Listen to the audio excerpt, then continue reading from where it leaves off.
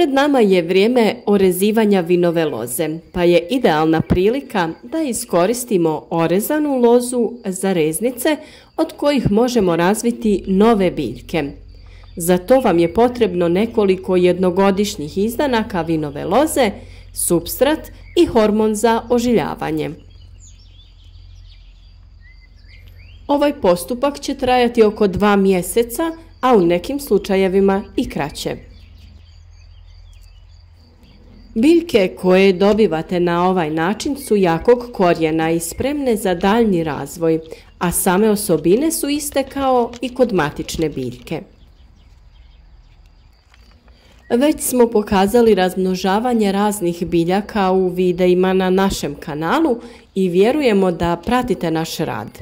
Za podršku našem kanalu označite video sa like, a ako nam želite pomoći da obogatimo naše video materijale novim biljkama, alatima i novim tehnologijama, pomozite nam uplatom super zahvale koju također možete naći ispod videa.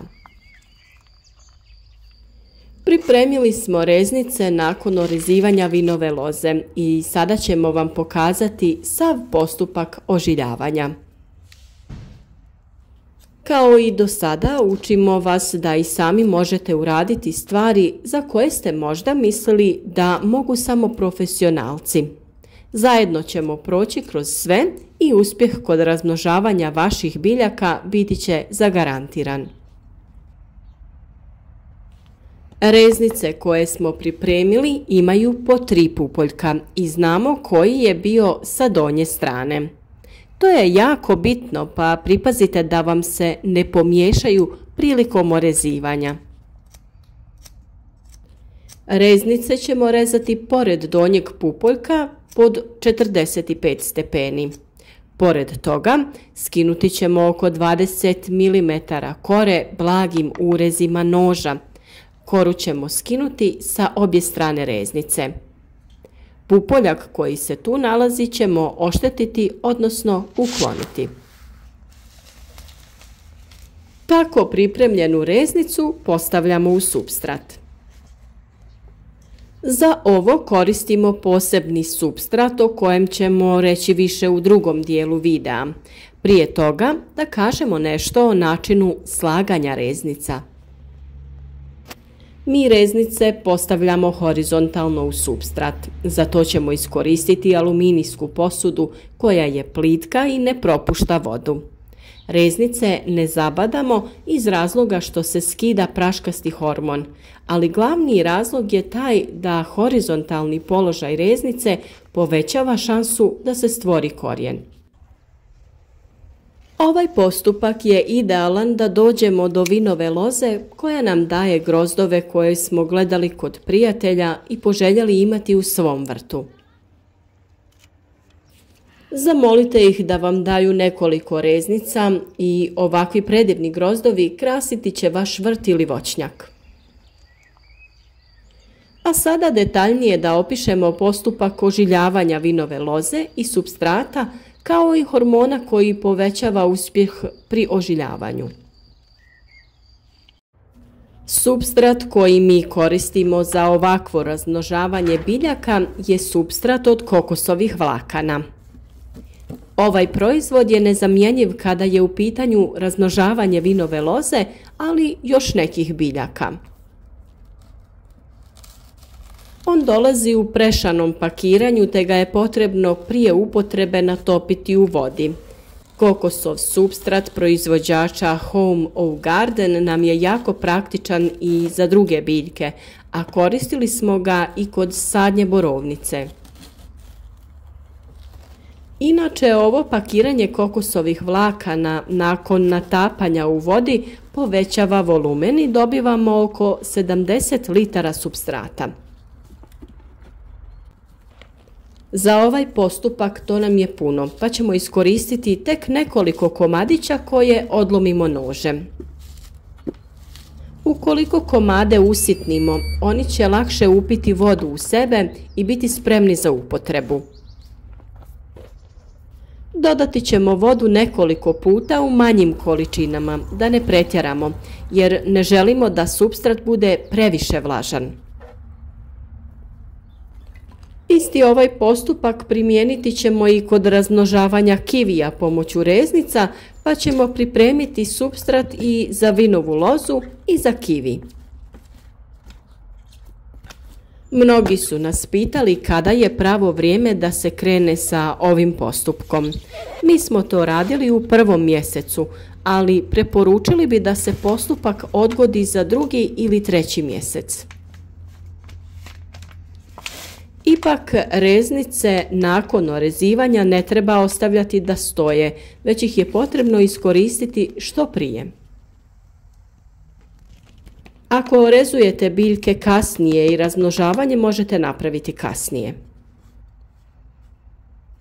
Za ubrzavanje postupka i veći postotak ožiljenih reznica koristimo hormon za ožiljavanje drvenastih biljaka.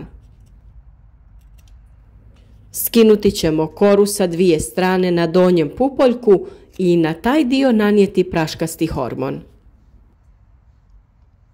Nije potrebno dodavanje debelog sloja hormona, već samo onoliko koliko se zalijepi za reznicu. Reznice je također dobro prije ovog postupka staviti u vodu da u sebe upiju količinu vode koja će biti potrebna za period ožiljavanja. Upravo je i opskrbljivanje reznice vodom razlog zbog kojeg reznice polažemo horizontalno. Zbog nedostatka korijena pokretanje biljnih sokova je otežano, pa biljci na ovaj način pomažemo u početnom stadiju. Na vrhu reznice pravimo ureze ili stružemo koru da bi lakše upijala vodu iz supstrata, ali i da bi povećali površinu, a samim tim povećavamo mogućnost puštanja korijena. Nakon što smo reznice prekrili vlažnim supstratom, preko njih ćemo staviti foliju da spriječimo isušivanje tog supstrata. Za to možemo koristiti kuhinsku PVC ili aluminijsku foliju. Preporučujemo materijal koji ne propušta svjetlost, da bi se korijen bolje razvijao. Nakon toga reznice treba držati na stabilnoj temperaturi oko 25 stepeni Celzijusa. Po potrebi se može dodati voda u supstrat ako se primijeti da se isušio.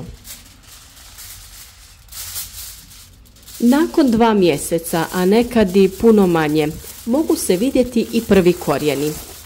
Tada se reznice mogu presaditi u tlo ili u odvojene posude gdje će nastaviti sa razvojem. Isprobajte ovakav način razmnožavanja i podijelite sa prijateljima vaše biljke.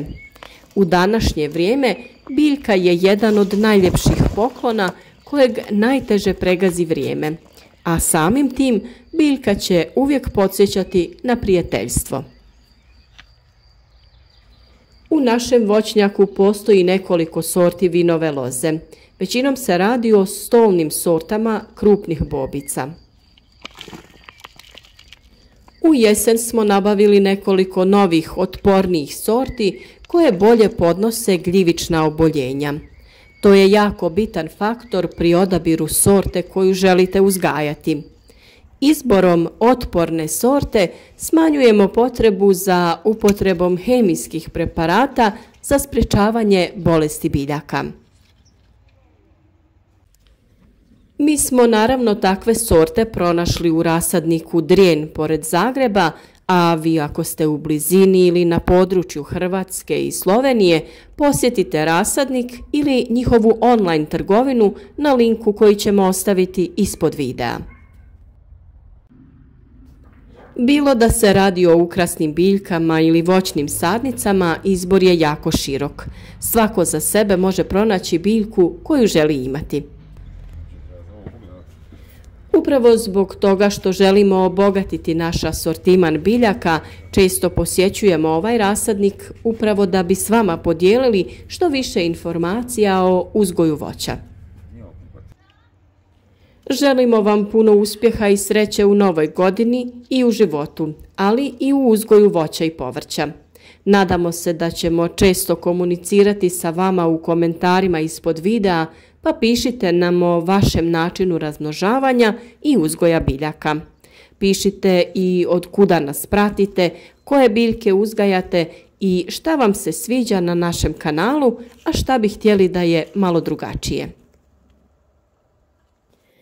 Pomozite nam da zajednički podijelimo dobre i korisne informacije sa što više ljudi, da bi svi proizveli za svoje potrebe dovoljnu količinu voća i povrća.